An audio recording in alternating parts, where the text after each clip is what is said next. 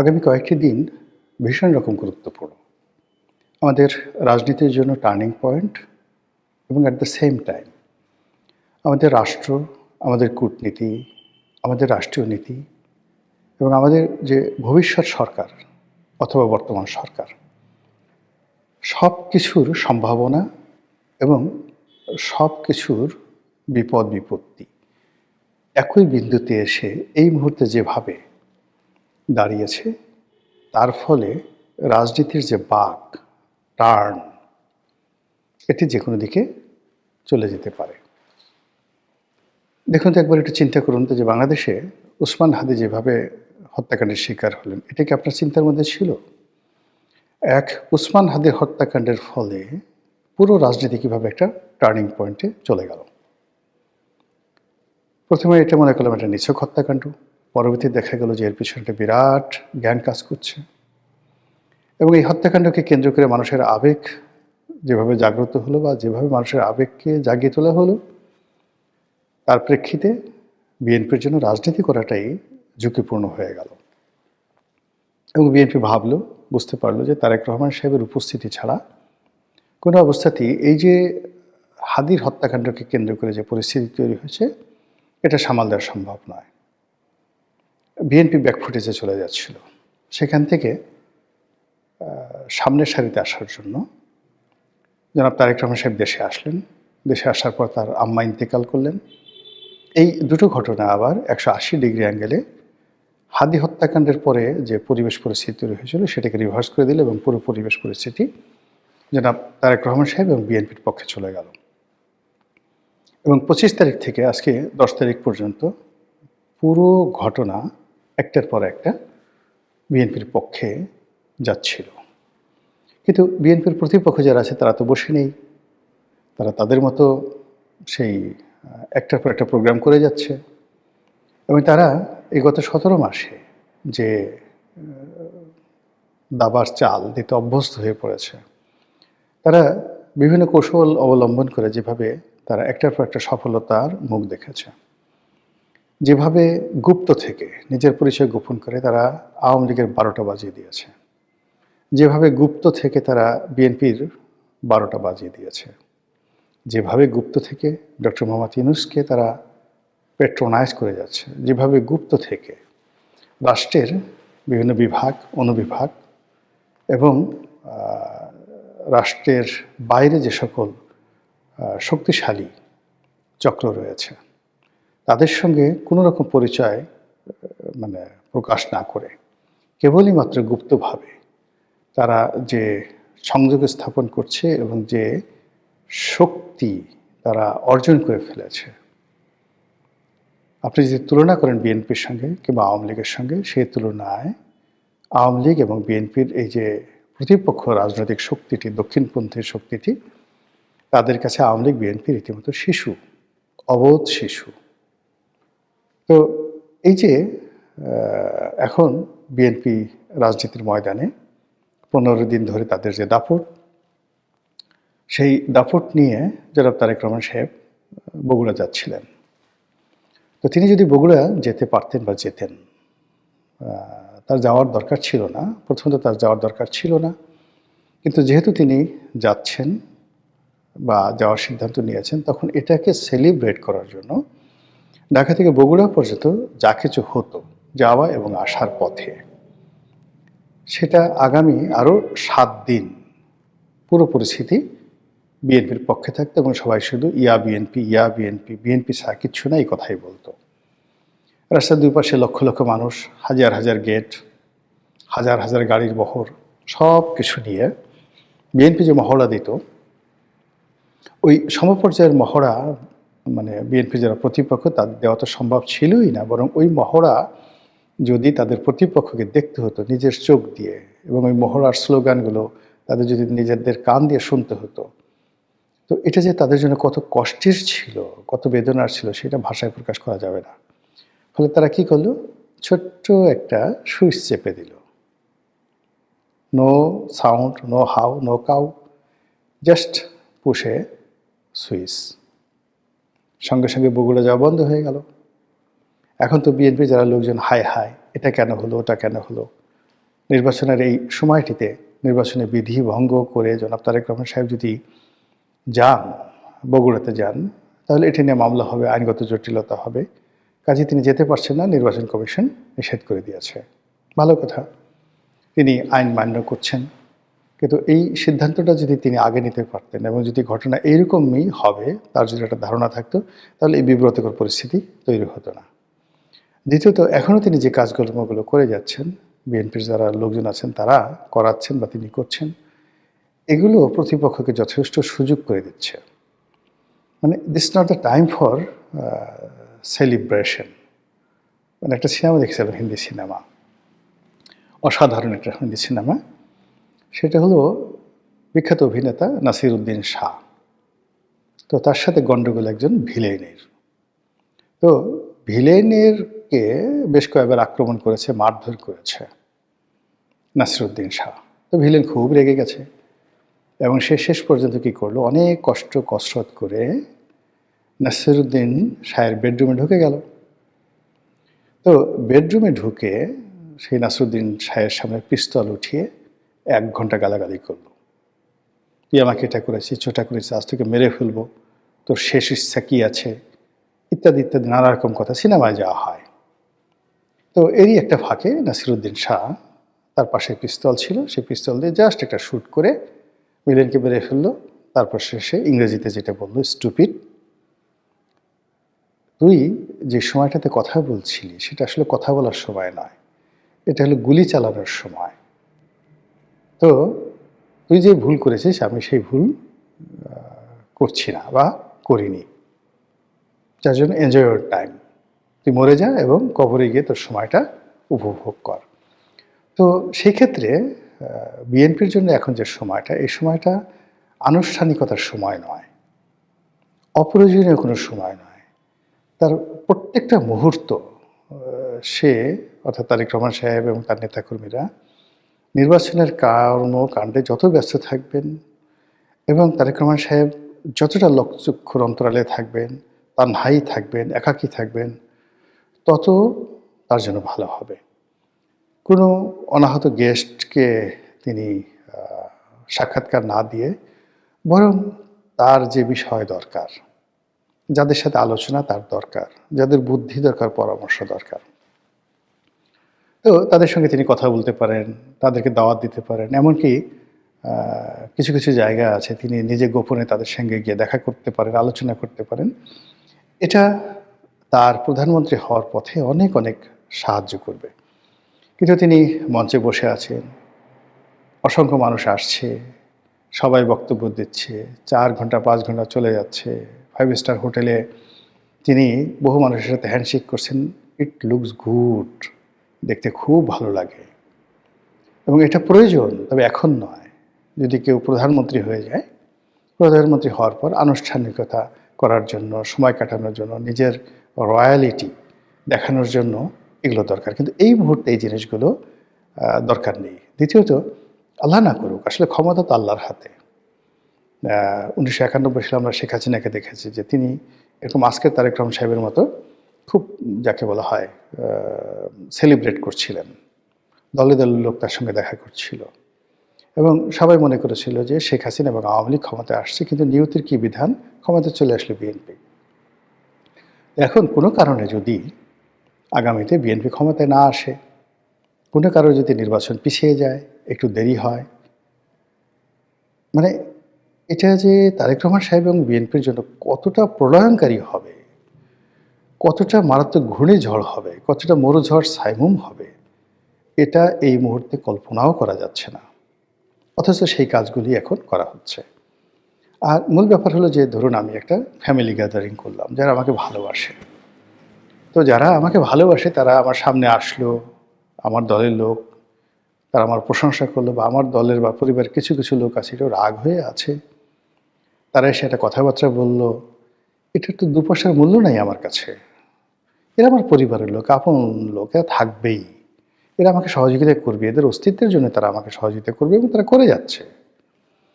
কিন্তু আমি আমার মূল্যবান সময় ব্যয় করে আমার প্রতিপক্ষ কি করছে, প্রতিপক্ষর উপর নজরদারি করা, তাকে নিয়ে চিন্তা ভাবনা করা, এরপরে সাধারণ আমজনতার সাথে মত বিনিময় করা এবং পুরো পরিবেশ পরিস্থিতি নিজে অনুধাবন করা, এই কাজগুলো বিএনপি যারা কর্তা ব্যক্তি তারা পারছেন না। ফলে সব কিছু যত সহজ মনে হচ্ছে, সব কিছু যত যাকে বলা হয় মনে হচ্ছে যে ধরলেই হয়ে যাবে, আমার কাছে পুরো পরিস্থিতি কিন্তু আসলে সেরকম মনে হচ্ছে না। বরং যা হতে পারত, নিশ্চিত যা হতে পারত, এইরকম সম্ভাবনাময় অনেকগুলো সেক্টর বা অনেকগুলো খাতকে আলটিমেটলি নষ্ট করে দেওয়া হয়েছে। অনেকগুলো সমস্যা হতো না, কিন্তু এই গত কয়েকদিনে, গত 15 দিনে এমন কিছু ঘটনা ঘটেছে যা কিনা অনেকগুলো ঘটনাকে অনিবার্য করে তুলেছে। এবং বিএনপির আগামীর যে চলার পথ, সেই চলার পথের যে প্রশস্ততা ছিল সেটা সংকীর্ণ হয়ে গেছে। যে সম্ভাবনা ছিল সেই সম্ভাবনাগুলো এখন বিপত্তির কারণ হয়ে দেখা দিয়েছে। আমি এই সময়টাতে কোনো নেতিবাচক কথা বলতে চাই না, এখনও ইলেকশনের যথেষ্ট সময় আছে। ইলেকশনের 24 ঘন্টা আগেও অনেক কিছু হয়ে যায়, কাজে এখনও অনেক কিছু পরিবর্তন করার সময় আছে। তো বিএনপি মিডিয়াকে একটা থ্রেড দিতে হবে, কারণ প্রথম আলো, ডেইলি স্টার সরকারের সঙ্গে আছে আজকে, কিন্তু কালকে থাকবে এমন তো কোনো কথা নাই। অথবা একটা থ্রেড দিতে হবে, সেই থ্রেটের জন্য এটা করা হলো। ওই প্রফেসরকে কেন হলো?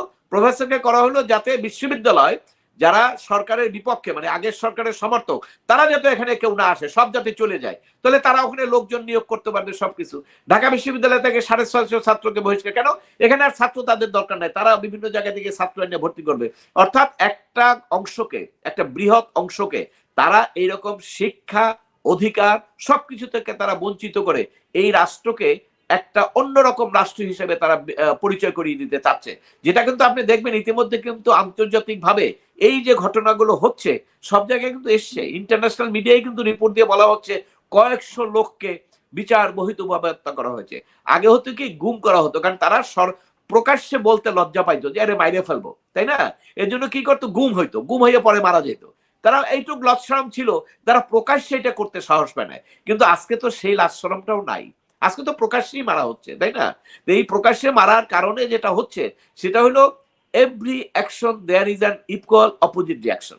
আজকে ধরেন যেটা হচ্ছে এইটারই যে ফলাফল, যারা আজকে চেয়ারে আছেন, এই চেয়ারটা কিন্তু তার জন্য আজীবন না, এটা আমাদেরকে বুঝতে হবে।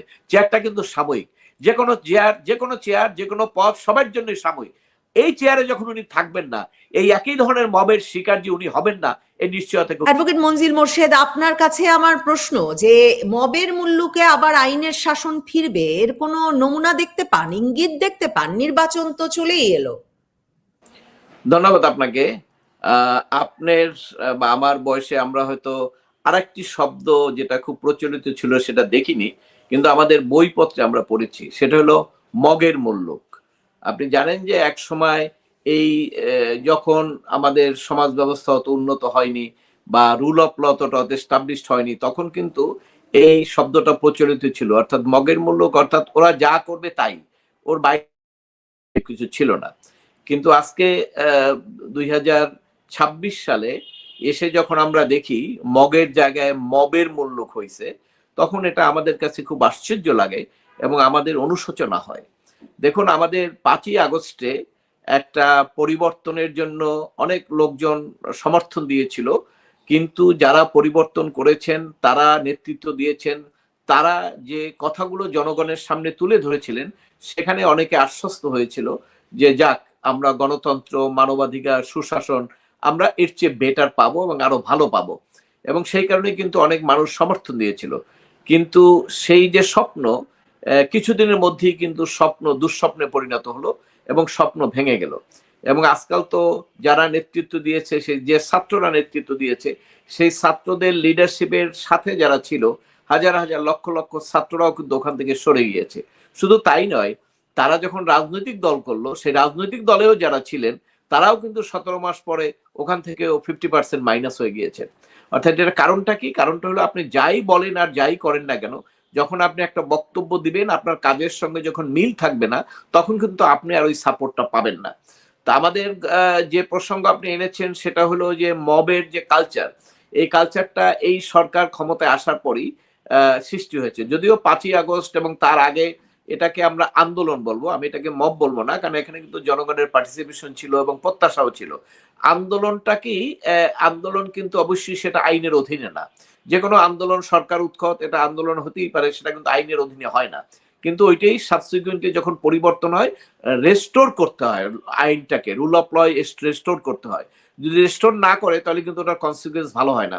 তো ৫ই আগস্টের পরে যারা সরকারে এসছেন তাদের দায়িত্ব ছিল আইনের শাসনে ফিরে যাওয়া, কিন্তু তারা সেটা না করে কিছু গ্রুপ যারা নাকি আপনার নেতৃত্ব দিয়েছে বা তার সঙ্গে আরো কিছু সাপোর্টার, কত কিছু আমাদের জঙ্গি টাইপের লোকজন যারা চিন্তা চেতনা তারাও আছেন, সবকিছু মিলেই তারা আস্তে আস্তে মবের দিকে চলে গেলেন।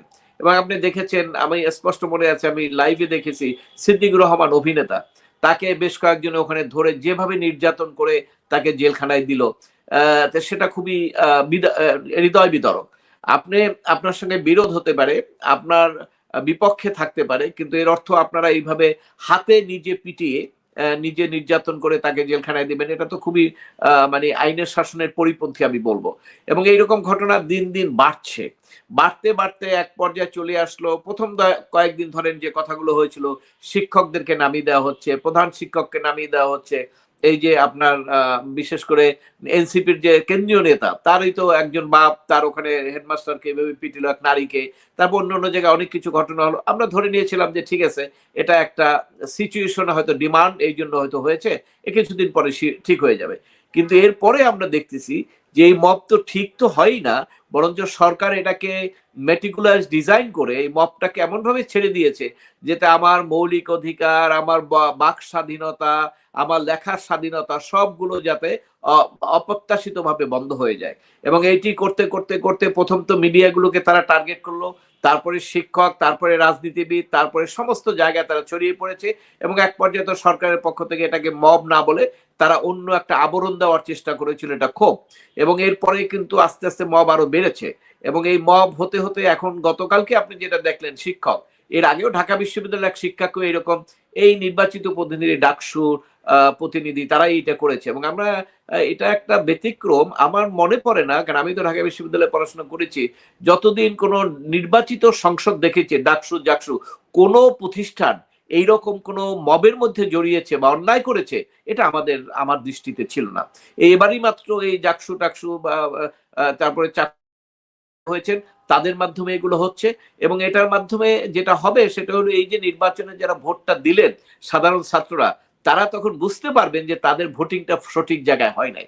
এবং এটির মাধ্যমে সেই রেজাল্টটা দেখবেন কিছুদিন পরেই এটা আসবে, যে ছাত্ররাই বলবে যে না, আমার ভোটটা আমি সঠিক জায়গায় দিতে পারিনি। এটা হলো তাদের অ্যাক্টিভিটিস এর মাধ্যমে হচ্ছে। যেখানে ডাকসু জাকসু চাকসু এরা, যেখানে আপনার বিশ্ববিদ্যালয়ের শিক্ষক ছাত্র দলমত নির্বিশেষে সকলকে তারা প্রোটেকশন দেবে, আর সেখানে তারা নিজেরাই তাদেরকে ভিন্ন মতাবলম্বী যারা আছে তাদেরকে ধরে ধরে এরকম নির্যাতন এবং এইভাবে অপমান করছেন।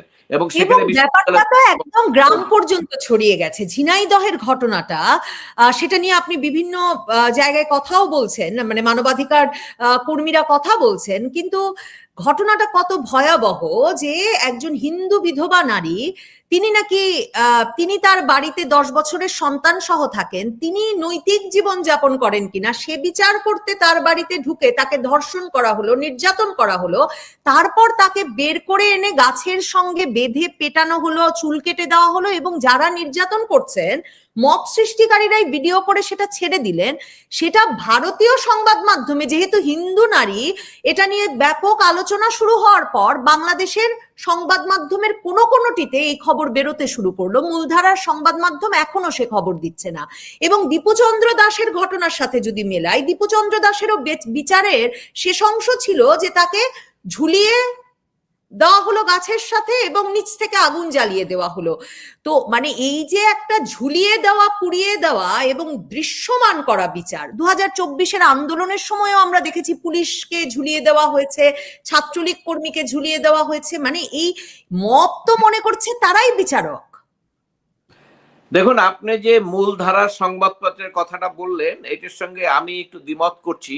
মূলধারার সংবাদপত্র বলতে এখন কিছু নাই। সোশ্যাল মিডিয়ায় যেটা হচ্ছে, এখান থেকে ধার নিয়ে মিডিয়ার লোকজন তারা পত্রিকায় রিপোর্ট করে। কারণ হলো, পত্রিকাকে এই তার যে ফাংশন, সেটাকে ডিসফাংশন করার জন্য প্রথম থেকেই একটা মেটিকুলাস ডিজাইন করে সাংবাদিকদের উপরে নির্যাতন শুরু হয়েছে, জেল জুলুম হত্যা মামলা। এবং আপনি জানেন যে বহু সাংবাদিক তাদেরকে জেলখানায় রাখা হয়েছে, মামলা করা হয়েছে। বহু বহু মামলার আসামিরা এখন আপনার ঘরে কোন রকম বসে আছেন, তাদের গ্রেপ্তার করে না, কিন্তু তারা তো আর কথা বলতে পারছেন না। এবং অনেক অনেক মিডিয়ায় তারা দখল করেছেন, চেয়ার দখল করেছেন, সবকিছু করে এখন মিডিয়ার আসলে যে হার্ট যেটাকে বলে, যে আপনার মূল মিডিয়ার যে দায়িত্ব পালন, সেটাই মিডিয়ার টোটালি ব্যর্থ।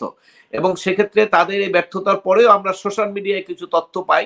এই কারণে কিন্তু আগে খবরটা ইন্ডিয়াতে হয়েছে, পরে সোশ্যাল মিডিয়ায়, পরবর্তীকালে আপনার আমাদের যে গণমাধ্যম সেখানে আসছে। কারণ ওদের তো সেই খবর দেওয়ার সাহস নাই, কারণ হলো মবের সৃষ্টিতে তারা অলরেডি কুকুপাত হয়ে গেছেন। কারণ আপনি জানেন যে এই মব তো এই সর্বশেষ যেটা হলো, সেটার মাধ্যমে যতটুকু ছিল সেটিও ধ্বংস হয়ে গেছে। আপনি জানেন যে আমি দেখেছি এরশাদ আমল থেকে বিএনপি, আওয়ামী লীগ সবসময় কিন্তু প্রথম আলো, ডেইলি স্টার, তাদের একটা সাংবাদিকতা ছিল এবং তারা অনেক কিছু তুলে আনতেন। 2004-এ যে সমস্ত দুর্নীতি বিএনপির সময়, সেটাই কিন্তু এই প্রথম আলো তুলে এনেছেন, আওয়ামী লীগের সময় তারা তুলে এনেছেন। তো এগুলো আমরা দেখেছি এবং তারা কখনোই কিন্তু এই পত্রিকার অফিস জ্বালাই দেওয়ার মতো অবস্থার মধ্যে পড়ে নাই। হয়তো প্রথম আলোর সম্পাদকের বিরুদ্ধে একটা মামলা হয়েছে, ক্রিমিনাল মামলা হয়েছে, উনি আবার জামিন নিয়েছেন, আবার বিভিন্ন জায়গায় মামলা হয়েছে, উনি সেগুলো জামিন নিয়ে 561-এ হাইকোর্টে গেছেন, 561 হয়েছে, তা উনি মোটামুটি এইভাবে ফাইটটা দিতেন। কিন্তু এবারে কিন্তু আমরা দেখলাম সেটা হলো ওনার পুরো প্রথম আলো, ডেইলি স্টার পুরো জ্বালিয়ে দেওয়া হলো। এবং সেখানে অনেক সাংবাদিকরা কিন্তু একটা মৃত্যুর মুখেও পড়তে পারতো। তারা ভাগ্য ভালো যে অন্য সাংবাদিকরা যাওয়ার পরে তারা সেখান থেকে রক্ষা পেয়েছেন। এর মাধ্যমে যেটা হলো, সেটা হলো যে আলটিমেটলি একটা লেসন দেওয়ার চেষ্টা করা হলো। লেসনটা কি, যে তোমরা কেউ কোনো কথা বলবা না। এবং যদিও আপনার প্রকাশ্যে সরকার বলছে বাক স্বাধীনতা, মত প্রকাশের স্বাধীনতা এটা নিশ্চিত করেছে এই সরকার সর্বোচ্চ, কিন্তু এটা হ্যাঁ সর্বোচ্চ বলতে আগে যেমন হয়তো ডিজিএফআই এর মাধ্যমে আপনারা তথ্যই করতেন বা অন্য সরকারি সংস্থা, এখন আর এইটা হয় না, এটা দরকার নাই। কারণ আপনি এমন একটা মেটিকুলাস ডিজাইন করে দিয়েছেন, ওই সাংবাদিকরা নিজেরাই তারা আর কোনো রিপোর্ট করবে না। এবং সেই কারণে এইটির পিছনে প্রধান হাতিয়ার ছিল মব। এই কারণে তারা মবটা ওখানে সৃষ্টি করে এই কাজটা করেছেন। অন্য জায়গায় ধরেন এই যে বিচার বলেন, বিচারের ক্ষেত্রে বিচারকদেরও তো মব সৃষ্টি করে, বিচারকরা কিন্তু স্বাধীনভাবে বিচার করতে পারেন না। আপনি ধরেন, আপনিও তো ল পড়েছেন, আপনি জানেন, দেখেছেন জেলখানায় যারা আছে, যে সমস্ত মামলা সরকারও বলছে যে অনেক মিথ্যা মামলা, সেখানে 70% লোক এই মুহূর্তে আজকেই তাদের জামিন পাওয়ার অধিকার আছে। 70% লোক। কারণ হলো আইন তাকে সেই সুযোগটা দেয়। কিন্তু আমার বিচার বিভাগ কি তাদেরকে 70% তো দূরের কথা, 5%কেও তো বিচার বিভাগ জামিন দিতে পারছেন না। কেন জামিন দিতে পারছেন না? 5%কে দেওয়ার পরেও কালকেও তো আইন উপদেষ্টা বলেছেন যে তারা, আপনারা বিচারকরে কেন ধরেন না? আমার তো দোষ নাই, বিচারকরা জামিন দেয় কেন? তা আমি তো বলবো যে এই যে জামিনের কথাটা উনি উঠালেন, একটা ফাইল যদি উনি দেখাতে পারেন যে এই ফাইলে কোনো গ্রাউন্ড নাই জামিন দেওয়ার, তারপরও বিচারক জামিন দিয়েছেন, তাহলে আমি বুঝবো যে সেটা সত্যতা। নিম্ন আদালতে তো আপনারা এখনো, যেহেতু সচিবালয় আপনাদের হাতে, নিম্ন আদালতের কোনো রায় বা কোনো আদেশ ও সবগুলোই আমি মনে করি যে সবগুলোই তাদের কোনো ছত্র ছায়া বা তারা যেগুলো হস্তক্ষেপ করবে, সেগুলো বিচারকদের অন্য কোনো আদেশ দেওয়ার কোনো সুযোগ নাই। আর হাইকোর্ট বিভাগে যেটা আছে, সেটা তো আপনারা সুপ্রিম কোর্ট, আপিল বিভাগ, সব জায়গায় তো আপনারা মব করেছেন অলরেডি, এবং এখনো তালিকা চলছে। এখনো কাকে বাদ দেবেন, মাঝে মাঝেই দেখবেন পত্রিকায় রিপোর্ট আসে, এদেরকে কেন বাদ দেওয়া হয় না। এর অর্থ হলো তাদের মনে ভয় ঢুকিয়ে দেওয়া, যার ফলে কোনো বিচারকরা এখন স্বাধীনভাবে কাজ করতে পারে না। আর যেখানে বিচারকরা স্বাধীনভাবে কাজ করতে পারবে না, সেখানে আইনের শাসন প্রতিষ্ঠা হবে না। এবং আমি তো প্রধান বিচারপতি থেকে শুরু করে আপিল বিভাগ, হাইকোর্ট বিভাগের সকল বিচারপতি তো 2024-এর 5ই আগস্টের পরেই হাসনাত আব্দুল্লাহরা কোর্ট প্রাঙ্গণে দাঁড়িয়ে বদল করালো, মানে মবের মুখে বদল করালো। আমি শুনছিলাম আইন উপদেষ্টা বলছেন হাইকোর্ট বিভাগের বিচারপতিদেরকে কি আমি নিয়োগ করেছি? সেটা তো একটা নিয়মে নিয়োগ হয়, নিয়মে তো কোনো নিয়োগ টিয়োগ হয় নাই না। যে কথাটা আপনি একটু রিমেম্বার করেন, দেখেন আইন উপদেষ্টা বলেন, অনেকেরই আমরা জানি যে আদালত সম্পর্কে অনেকের কোনো জ্ঞান নাই, কারণ আসলে প্র্যাকটিস না করলে প্র্যাকটিক্যাল জ্ঞানটা হয় না। যেখানে কোর্টগুলো বন্ধ ছিল আদালতের কারণে, পরে ছিল একটা রোববারেও কি আদালত বন্ধ থাকবে? এটা 10-12 তারিখ এরকম। এই কারণে প্রধান বিচারপতি তাদের কলিগদের নিয়ে একটা মিটিং ডেকেছিলেন। ওটা কোনো কোর্ট না, ওখানে কোনো আদেশ দেওয়ার ক্ষমতা নাই। ওটা হলো তাদের ফুল কোর্টের মিটিং ডেকেছিল জাজদের জন্য, যিনি ওপিনিয়ন নেবেন যে কোর্ট কি বসবে কি বসবে না, আপনারা সাহস পাচ্ছেন কিনা। এইটিকে রাত্র 1:30টার সময় এই কিছু লোক যারা বিচার বিভাগ সম্পর্কে কোনো ধারণা নাই, তারা একটা পোস্ট দিলেন যে এই বিচার বিভাগ বসে আগের সরকারকে বৈধতা দিয়ে দেবে, এই সরকারকে অবৈধ ঘোষণা করে দেবে, এই রায় হচ্ছে। তখন তাদেরকে সমস্ত লোকজনকে লেলিয়ে দিলেন এবং সেই লেলিয়ে দেওয়ার পরে সেখানে মব হলো, মবের মাধ্যমে সবার অপসারণ হলো, অপসারণের পরে নতুন নিয়োগ হলো, নতুন নিয়োগে হওয়ার পরেও তো আমরা মনে করেছিলাম যাই হোক পরিবর্তন হোক আর যাই হোক নতুন যেহেতু এসছে তারা হয়তো বিচার বিভাগকে রক্ষা করবে, কিন্তু সেই বিচার বিভাগকে রক্ষা করার মধ্যে সেই ক্ষমতা বা সেই সক্ষমতা তারা দেখাতে পারেননি। কারণ তাদের এর আগে যিনি প্রধান বিচারপতি ছিলেন উনি কিন্তু সেই হাতিয়ারটা উপরে তুলে ধরতে পারতেন, কারণ উনি তো ইশতিয়াক সাহেবের ছেলে, ওনার কাছে ওনার গ্রহণযোগ্যতা ছিল। উনি যদি সরকারকে বলতেন যে বিচার বিভাগের দায়িত্বে আমি এসেছি, আমাকে এখানে কাজ করতে দেন, যে অন্যায় অবিচার হয়েছে আমি এগুলা দেখবো, আমার এখানে কোনো টাচ করবেন না। আমার মনে হয় ইউনুস সরকার বলেছেন যে কোথায় কোথায় জামিন হয়েছে সবার নাকি গিয়ে প্রধান বিচারপতিকেও ধরা উচিত। উনি বোধহয় প্রধান বিচারপতির চারপাশেও একটা প্রেসার গ্রুপ বা মব আশা করছেন। না সেই এই কারণেই বলছি যে এই কারণেই তো প্রধান বিচারপতিরাও ওই মব তো বাংলাদেশে আছে এবং ওই মব তো কেউ প্রতিরোধ করতে পারে না। যদি পারতো তাহলে টিএসসি থেকে যখন এরা আস্তে আস্তে প্রথম আলোর দিকে আগায়, বাংলাদেশের সেনাবাহিনী জীবিত আছে, বাংলাদেশের পুলিশ আছে, বাংলাদেশের র্যাব আছে, বিডিআর আছে, আপনি সরকার কাউ তো ওখানে যাই কারণ বাজারে ওখানে কোনো ব্যারিকেড দিলেন না। ওখানে যদি ব্যারিকেড দিত, ধরেন দ্বিতীয় টার্মে যখন বঙ্গবন্ধুর বাড়িটা ভাঙা হয়, আর্মি কি সেটাকে ব্যারিকেড দিয়ে রক্ষা করছে না? আর্মির সঙ্গে কি তারা পেরেছে? পারে নাই তো। তো সরকারের সদিচ্ছা থাকলে সবকিছুই সম্ভব, কিন্তু প্রথম আলোকে কিন্তু সরকার সেই সদিচ্ছা দেখাতে পারে নাই। পরবর্তীকালে উনি সম্পাদকের কাছে দুঃখ প্রকাশ করছেন, কিন্তু নিশ্চয়ই ওনারা সব বুঝেন কার উস্কানিতে সবকিছু হচ্ছে, দায় তো সরকার এড়াতে পারবে না। এখন আজকে কথা হলো যে এই যে মবের কথাটা আপনি বললেন, এই মবের যে প্রেসার, এই প্রেসার কারণে তো বিচারকরা বিচার করতে পারছেন না, এবং সেই বিচার সঠিকভাবে করতে না পারলে যেটা হবে, এই যে মব কালচার এটি কিন্তু গ্রাম পর্যায়ে পর্যন্ত ছড়িয়ে গেছে। এবং একসময় দেখবেন, আপনারা একসময় দেখেছেন যে আপনার হাইজ্যাক একটা গ্রুপ, তাই না, যারা হাইজ্যাক করে তারা কিন্তু সারা দেশে বিভিন্ন জায়গায় হাইজ্যাকিং একটা গ্রুপ হয়ে গেছিল। আগে ছিল 20 বছর আগে ডাকাতি, এরপরে ছিল হাইজ্যাক গ্রুপ, এখন আসছে মব গ্রুপ। এই মব যারা করবে তারা ধরেন বিভিন্ন জায়গায় আপনি দেখছেন না, ধানমন্ডি থানা থেকে নিয়ে গেল, পটিয়া থানা থেকে নিয়ে গেল, গুলশান থেকে নিয়ে গেল, টাকা আদায় করে নিল। কই সরকার তো কারো বিরুদ্ধে কোনো ব্যবস্থা নেওয়ার কোনো সুযোগ সৃষ্টি করে নাই, বা করে না, ইচ্ছা করেই করে নাই। কারণ সরকার যদি কোনো হিউম্যান বিইং, আমি মনে করি না কোনো হিউম্যান বিইং সে যদি নিরপেক্ষ থাকে, সুস্থ থাকে, তাহলে সে যদি দেখে তার সামনে একটা লোককে আরেকজন পিটিয়ে মারতেছে, তাহলে সে রেসপন্স করবে না। এটা কোনো সুস্থ লোকের ব্যাপারে হতে পারে বলে আমি বিশ্বাস করি না। তবে তার মাথায় যদি কোনো ডিজাইন থাকে তাহলে তো সেটা সম্ভব, এবং আমরা তো সেইটাই দেখছি ডিজাইন। আপনি যে মেয়েটার কথা বললেন, এই যে গাছে পিটিয়ে, আমি 2015-16 এরকম সময় হবে, নড়াইলে এক আর্মিতে চাকরি করতো এক ভদ্রলোক, তার ওয়াইফের সঙ্গে বিচ্ছেদ হয়েছে এবং সে তার বাড়িতে গিয়ে ধর্ণা দিয়েছিল আমাকে রাখতে হবে। তখন তারা ওই ফ্যামিলি তাকে নির্যাতন করে গাছের সঙ্গে পিটিয়ে নির্যাতন করেছিল। পত্রিকা আসার পরে আমি জনস্বার্থে একটা রিট করেছিলাম। আদালত তখন ওই মামলাই না, শুধু তার যে সেনাবাহিনীর যে সদস্য তার চাকরিও গেছে। কিন্তু আজকে যদি বলেন যে আপনি কি এটা আদালতে যাবেন, আমি বলবো না, আমি আদালতে যাব না। দুটি কারণ, একটা হলো যে আমি যে মবের শিকার হবো না এটার কোনো নিশ্চয়তা নাই, দ্বিতীয় হলো আদালত ওই মবের কারণে আদালতও যে কোনো সুনির্দিষ্ট আদেশ দিয়ে আমাকে প্রোটেক্ট করবেন বা তার অধিকার প্রোটেক্ট করবেন, এরকম কোনো ঘটনা, এরকম কোনো বাস্তবতা বাংলাদেশে নেই।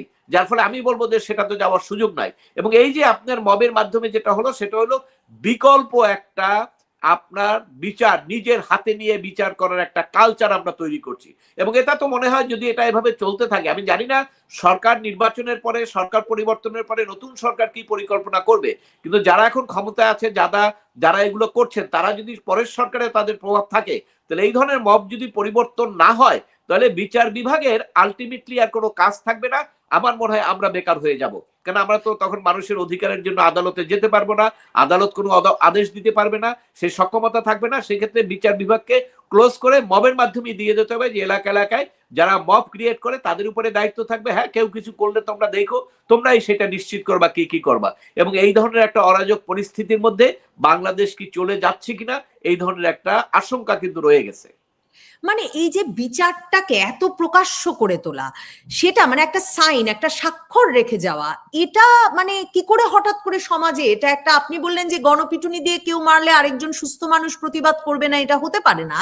কিন্তু আপনি দীপু দাসের ঘটনাটা দেখেন, কয়েক ঘন্টা ধরে চললো, পেটানো হলো, ঝোলানো হলো, তার মানে নিচে আগুন জ্বালিয়ে তাকে পোড়ানো হলো, পুরো প্রক্রিয়াটায় মানুষ চারপাশে আছে এবং পুলিশ সেনাবাহিনী কেউ এলো না।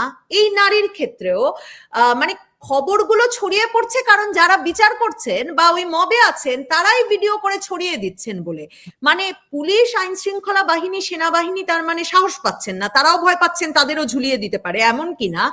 আর এই যে ব্যাপারটা যে বিচারটাকে একটা প্রকাশ্য মানে খুবই প্রাগৈতিহাসিক জায়গায় নিয়ে যেতে হবে, যে মানে একটা প্রকাশ্য ময়দানে ঝুলিয়ে দিতে হবে, একজন নারীকে বেঁধে পেটাতে হবে, এই বিষয়গুলো আসলে মানে কিসের প্রকাশ বলে মনে হয়? এটি তো দেখেন, আমরা এর আগেও দেখেছি, আপনি জানেন যে ওড়না ঠিক মতো পরে নাই, সে নারীকেও কিন্তু আপনার ইয়ে করা হয়েছে।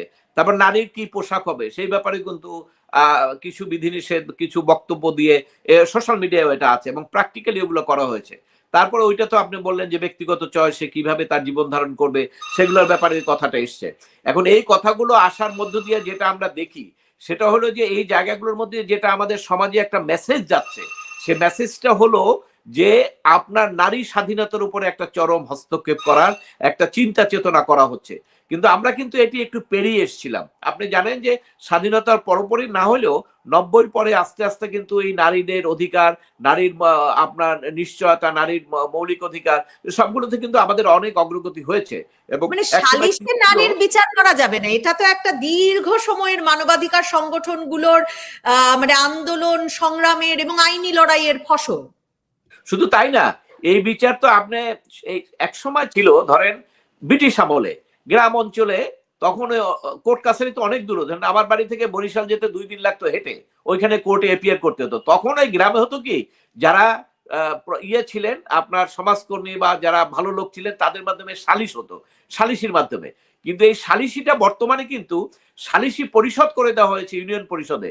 কিছু কিছু অভিযোগ, সে সামান্য যে অভিযোগ সেগুলো তারা বিচার করতে পারবে, কিন্তু কোনো ক্রিমিনাল অফেন্স, কোনো নির্যাতন, নিপীড়ন, ভয়ভীতি, এগুলোর বিচার করার তো সালিশি পরিষদের কোনো ক্ষমতা নাই।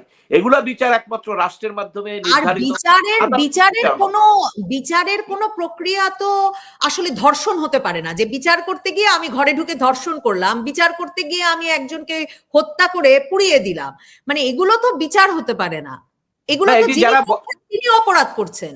না, আপনি বিচার বলছেন কেন? আমি তো এটাকে বিচার বলি না, কারণ এটা কোনো বিচার তো না। কারণ বিচার হলো, আপনি যদি ধরেন ওই নারী যেটা করেছেন সেটার ব্যাপারে যে অভিযোগ, তারা যদি বলতো, নারীকে বলতো যে আপনি এখানে এটা অসামাজিক কাজ করে এটা জীবন নির্বাহ করতে পারবেন না, আমাদের আমাদের বিভিন্ন সামাজিক ভাবে আমরা ক্ষতিগ্রস্ত হই, ওনাকে জাস্ট এই কথাটা বলে ওনাকে একটা এম্বার্গো দিত যেগুলো আপনি করবেন না, সেইটা ধরেন এক ধরনের সালিশি বলতে পারতেন বা এক ধরনের ইন্টারফেয়ার।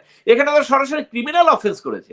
আপনি রেপ করলে তার শাস্তি হলো মৃত্যুদণ্ড, আপনি হত্যা করছেন তার শাস্তি হলো মৃত্যুদণ্ড। তা আপনি মৃত্যুদণ্ড করেও তো আপনার মধ্যে রাষ্ট্র কোনো ব্যবস্থা যদি না নেয়, তাহলে এটাকে আপনি বিচার কেন বলবেন? এটা তো বিচার না, অপরাধ। এই মব সৃষ্টিকারীরা বিভিন্ন ভাবে বিভিন্ন জায়গায় মারাত্মক অপরাধ করছে।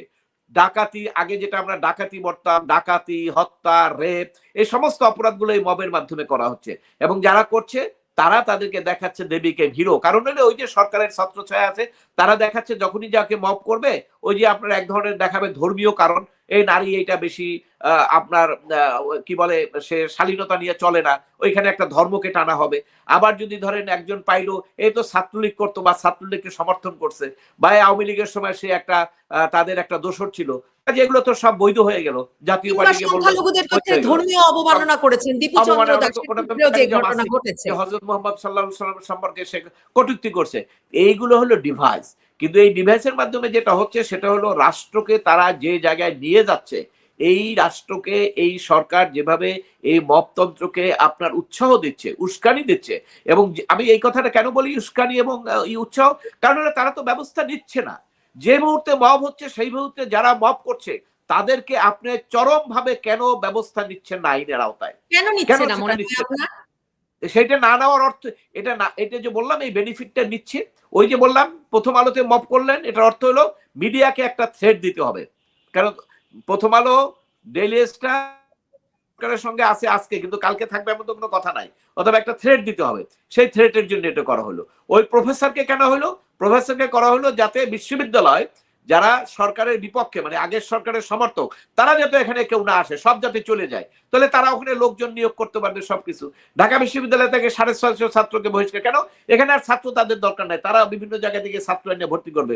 অর্থাৎ একটা অংশকে, একটা বৃহৎ অংশকে তারা এইরকম শিক্ষা, অধিকার সবকিছু থেকে তারা বঞ্চিত করে এই রাষ্ট্রকে একটা অন্যরকম রাষ্ট্র হিসেবে তারা পরিচয় করিয়ে দিতে চাচ্ছে। যেটা কিন্তু আপনি দেখবেন ইতিমধ্যে কিন্তু আন্তর্জাতিকভাবে এই যে ঘটনাগুলো হচ্ছে সব জায়গায় কিন্তু এসছে, ইন্টারন্যাশনাল মিডিয়ায় কিন্তু রিপোর্ট দিয়ে বলা হচ্ছে কয়েকশো লোককে বিচার বহির্ভূতভাবে হত্যা করা হয়েছে। আগে হতো কি গুম করা হতো, কারণ তারা প্রকাশ্যে বলতে লজ্জা পাইতো যে আরে মাইরে ফেলবো, তাই না? এর জন্য কি করতো, গুম হইতো, গুম হইয়া পরে মারা যেত। তারা এইটুক লজ্জা ছিল, তারা প্রকাশ্যে এটা করতে সাহস পায় না। কিন্তু আজকে তো সেই লাজশরমটাও নাই, আজকে তো প্রকাশ্যেই মারা হচ্ছে, তাই না? এই প্রকাশ্যে মারার কারণে যেটা হচ্ছে সেটা হলো every action there is an equal opposite reaction. আজকে ধরেন যেটা হচ্ছে এইটারই যে ফলাফল, যারা আজকে চেয়ারে আছেন, এই চেয়ারটা কিন্তু তার জন্য আজীবন না, এটা আমাদেরকে বুঝতে হবে। চেয়ারটা কিন্তু সাময়িক, যে কোনো চেয়ার, যে কোনো পদ সবার জন্যই সাময়িক। এই চেয়ারে যখন উনি থাকবেন না, এই একই ধরনের মবের শিকার যে উনি হবেন না, এই নিশ্চয়তা কেউ দিতে পারেন না। আপনি খুলনাতে দেখেছেন শফিক সাহেব মবের শিকার হয়েছেন না, তারপরে তো ওখানে গিয়ে তাকে সেনাবাহিনী বা অন্যান্য ফোর্স গিয়ে তাকে উদ্ধার করে আনছে। এইরকম অবস্থায় আপনি যখন এই মবটাকে আপনার উৎসাহ দিবেন, মব হিসাবে আপনি সব জায়গায় যখন আপনি একটা কালচার ক্রিয়েট করবেন, ওই কালচার কিন্তু আপনাকেও গ্রাস করবে যদি আপনি বাংলাদেশে বলছিলেন যে নারীদেরকে বিশেষভাবে টার্গেট করা হচ্ছে, সেটার একটা পূর্ণাঙ্গ চিত্র আপনি দেখতে পাচ্ছেন। আমি আর এর সঙ্গে যুক্ত করি যে সংখ্যালঘুদের, মানে যে এরকম ঘটনা যখন ঘটে, আইনের শাসন যখন থাকে না, তখন তো প্রান্তিক জনগোষ্ঠী স্বাভাবিকভাবেই বিশেষ ঝুঁকিপূর্ণ অবস্থায় থাকে। গত কয়েক সপ্তাহ ধরে দীপুচন্দ্র দাসের ঘটনার পর থেকে কিন্তু আবারও বলা হচ্ছে যে এর পরপর কয়েকটি ঘটনা ঘটে গেছে, যে গণপিটুনির ভয়ে গিয়ে পুকুরে ঝাঁপ দিয়েছেন এক হিন্দু পুরুষ, তিনি মারা গেছেন। আরেক এই ঝিনাইদহের হিন্দু নারীর কথা তো বললামই, তারপরে এক ব্যবসায়ী, হিন্দু ব্যবসায়ী, তাকে কুপিয়ে মারা হয়েছে। মানে এরকম করে নানা জায়গায় সংখ্যালঘুদের ওপর একটা সুনির্দিষ্ট আক্রমণ 24 আগস্টের পর থেকে মানবাধিকার মানে কর্মী হিসেবে আপনি নজর করেন কিনা, সেটা একটা প্রশ্ন আমার। আর আমার প্রশ্নটা হচ্ছে যে এই যে নারীদের ক্ষেত্রে আপনি বলছেন যে তারা সুনির্দিষ্টভাবে টার্গেট হয়েছেন, আজকে দেখছিলাম হাইকোর্টের এক রায়ে নাকি বলা হয়েছে যে দ্বিতীয় বিয়ে করতে স্বামীকে প্রথম স্ত্রীর আর অনুমতি নিতে হবে না। তো এটা তো আইয়ুব খান বোধহয় নিয়ম করে গেছিলেন যে নিতে হবে প্রথম স্ত্রীর অনুমতি।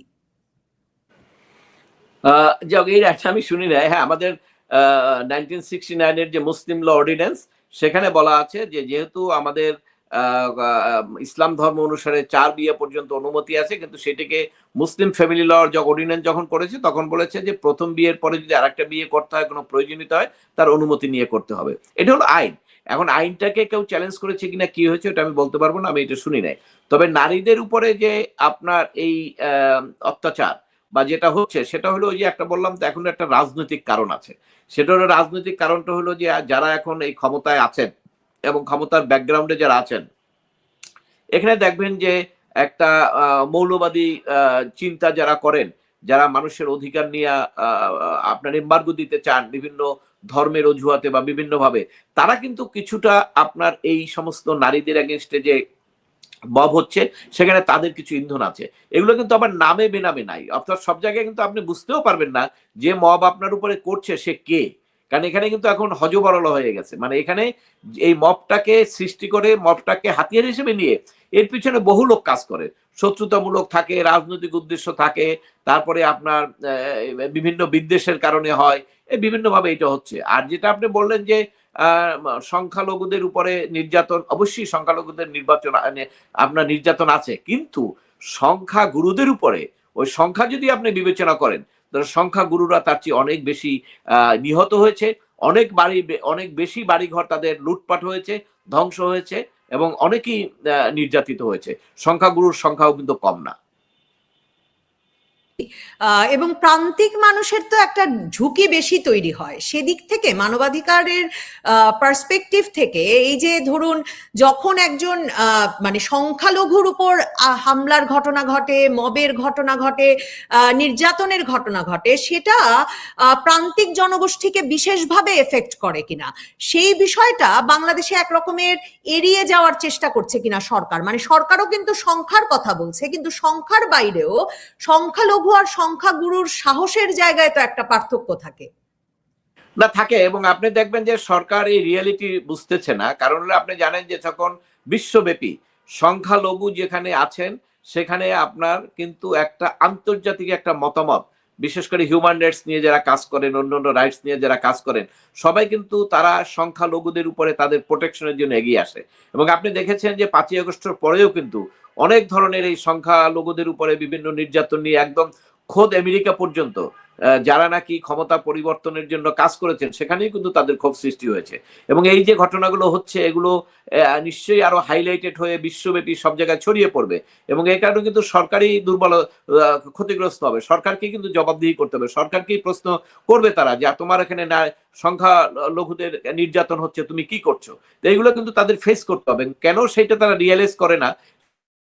কারণ অপরাধ হতে পারে, যে কেউ ধরেন আমার সঙ্গে বাড়ির পাশে আমার লগে সংখ্যালঘু